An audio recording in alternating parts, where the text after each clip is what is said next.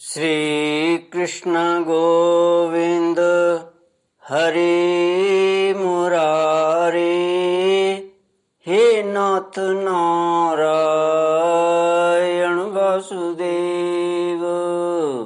श्री कृष्ण गोविंद हरि मुरारी, हे नाथ नारायण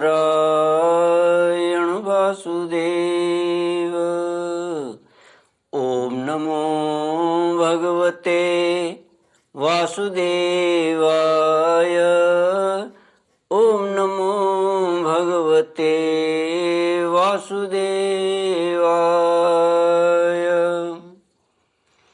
कृष्णाय वासुदेवाय हरये परमात्मने प्रणतक्लेशनाशाय गोविन्दाय नमो नमः। सच्चिदानन्दरूपाय विश्वोत्पत्त्यादिहेतवे तापत्रयविनाशाय श्रीकृष्णाय वयं नमः। सच्चित आनंद स्वरूप परमात्मा जो सृष्टि के उत्पत्ति, पालन और संहार करता है तथा जीवों के आध्यात्मिक, आदि दैविक, आदि भौतिक तापों को नष्ट करने वाले हैं, अर्थात जीवों के मानसिक, शारीरिक और भौतिक दुखों को दूर करने वाले हैं, उन श्री कृष्ण भगवान को हम नमस्कार करते हैं। श्री कृष्ण गोविंद हरे मुरारे, हे नाथ नारायण वासुदेव।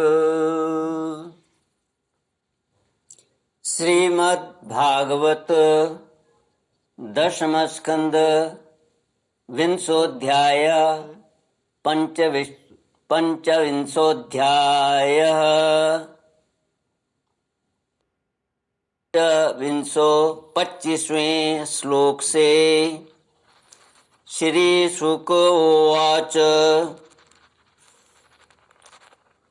एवं वनं तद्वर्षिष्ठं पक्वखर्जूरजम्बुमत् गोगोपालैर्वृतो रन्तुं सबलप्राविशद्धरी धेनुवो मन्दगामिन्य ऊधो भारेण भूयसा ययुर्भगवता हूता द्रुतं प्रीत्या स्नुतस्तनी। शरद ऋतु का वर्णन।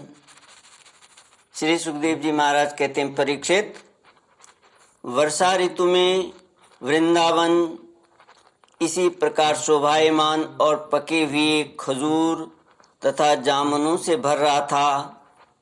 उसी वन में विहार करने के लिए श्याम और बलराम ने ग्वाल बाल और गौओं के साथ प्रवेश किया।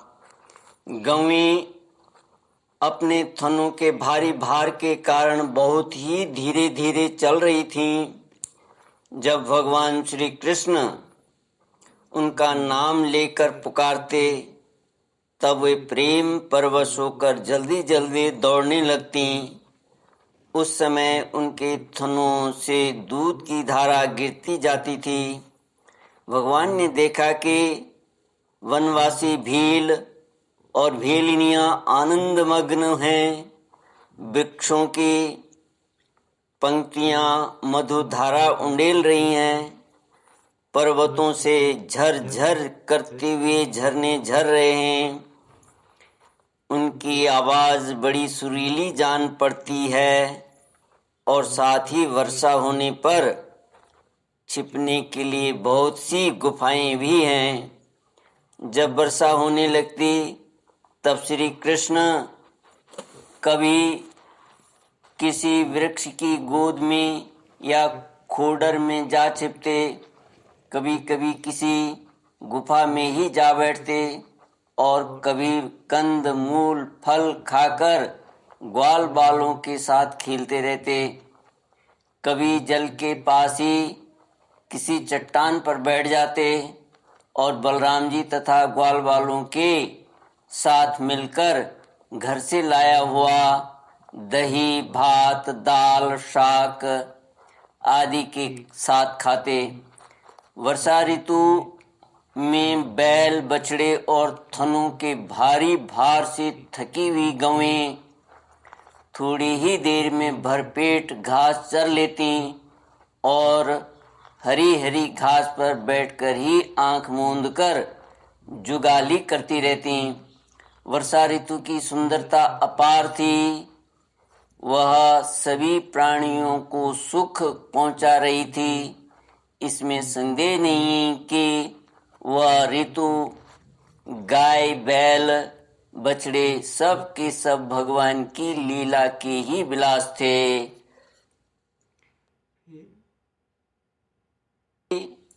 उन्हें देखकर भगवान बहुत प्रसन्न होते और बार बार उनकी प्रशंसा करते। इस प्रकार श्याम और बलराम बड़े आनंद से व्रज में निवास कर रहे थे। इसी समय वर्षा बीतने पर शरद ऋतु आ गई। आकाश में बादल नहीं रहे, जल निर्मल हो गया तो बड़ी धीमी गति से चलने लगी। शरद ऋतु में कमलों की उत्पत्ति के जलाशयों के जलने अपनी सहज स्वच्छता प्राप्त कर ली। ठीक वैसे ही जैसे योग भ्रष्ट पुरुषों का चित्त फिर से योग का सेवन करने से निर्मल हो जाता है। शरद ऋतु ने आकाश के बादल, वर्षा काल के बढ़े हुए जीव, पृथ्वी की कीचड़ और जल के मटमैलेपन को नष्ट कर दिया। जैसे भगवान की भक्ति गृहस्थ, वानप्रस्थ और सन्यासियों के सब प्रकार के कष्टों और अशुभों का झटपट नाश कर देती है। बादल अपने सर्वस्व जल का दान करके उज्जवल कांति से सुशोभित होने लगे। ठीक वैसे ही जैसे लोक परलोक, स्त्री पुत्र और धन संपत्ति संबंधी चिंता और कामनाओं का परित्याग कर देने पर संसार के बंधन से छूटे हुए परम शांत सन्यासी शोभायमान होते हैं। अब पर्वतों से कहीं कहीं झरने झरते थे और कहीं कहीं वे अपने कल्याणकारी जल को नहीं भी बहाते थे। ज्ञानी पुरुष समय पर अपने अमृतमय ज्ञान का दान किसी अधिकारी को कर देते हैं और किसी किसी को नहीं भी करते। छोटे छोटे गड्ढों में भरे हुए जल के जलचर यह नहीं जानते कि इस गड्ढे का जल दिन पर दिन सूखता जा रहा है। जैसे कुटुंब के भरण पोषण में भूले हुए मूढ़ यह नहीं जानते कि हमारी आयु क्षण क्षण क्षीण हो रही है। जल में रहने वाले प्राणियों को शरतकालीन सूर्य की प्रखर किरणों से बड़ी पीड़ा होने लगी। जैसे अपनी इंद्रियों के वश में रहने वाले कृपण दरिद्र कुटुंबी को तरह तरह के ताप सताते हैं।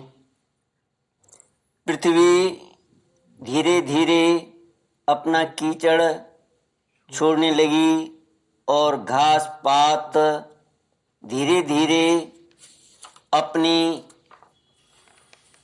कचाई छोड़ने लगे।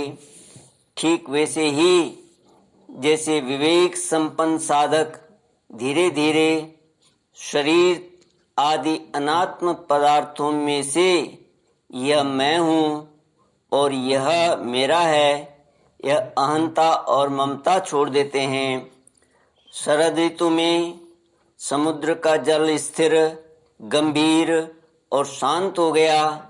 जैसे मन के निसंकल्प हो जाने पर आत्माराम पुरुष कर्म कांड का झमेला छोड़कर शांत हो जाता है। किसान खेतों की मेड़ मजबूत करके जल का बहना रोकने लगे, जैसे योगी जन अपनी इंद्रियों को विषयों की ओर जाने से रोककर प्रत्याहार करके उनके द्वारा क्षीण होते हुए ज्ञान की रक्षा करते हैं। शरद ऋतु में दिन के समय बड़ी कड़ी धूप होती, लोगों को बहुत कष्ट होता, परंतु चंद्रमा रात्रि के समय लोगों का सारा संताप वैसे ही हर लेते, जैसे देहाभिमान से होने वाले दुख को ज्ञान और भगवत विरह से होने वाले गोपियों के दुख को श्री कृष्ण नष्ट कर देते हैं। जैसे वेदों के अर्थ को स्पष्ट रूप से जानने वाला सत्वगुणी चित्त अत्यंत शोभायमान होता है, वैसे ही शरद ऋतु में रात के समय मेघों से रहित निर्मल आकाश की ज्योति से जगमगाने लगा। परीक्षित, पृथ्वी तल में यदुवंशियों के बीच यदुपति भगवान श्री कृष्ण की शोभा होती है, वैसे ही आकाश में तारों के बीच पूर्ण चंद्रमा सुशोभित होने लगा। फूलों से लदे हुए वृक्ष और लताओं होकर बड़ी ही सुंदर वायु बहती, वह न अधिक ठंडी होती और न अधिक गर्म। उस वायु के स्पर्श से सब लोगों की जलन तो मिट जाती है, परंतु गोपियों की जलन और भी बढ़ जाती है, क्योंकि उनका चित्त उनके हाथ में नहीं था, श्री कृष्ण ने उसे चुरा लिया था। शरद ऋतु में गौएं, हरिणियाँ, चिड़ियाएँ और नारियाँ ऋतुमती संतानोत्पत्ति की कामना से युक्त हो गईं तथा सांड, हरिण, पक्षी और पुरुष उनका अनुसरण करने लगे। ठीक वैसे ही जैसे समर्थ पुरुष के द्वारा की हुई क्रियाओं का अनुसरण उनके फल करते हैं।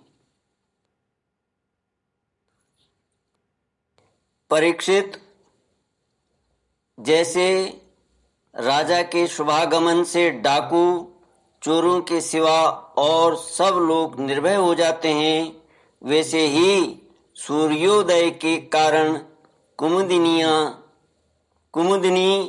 कुई या कोई के अतिरिक्त और सभी प्रकार के कमल खिल गए। उस समय बड़े बड़े शहरों और गांवों में नवान्न प्राशन और इंद्र संबंधी उत्सव होने लगे।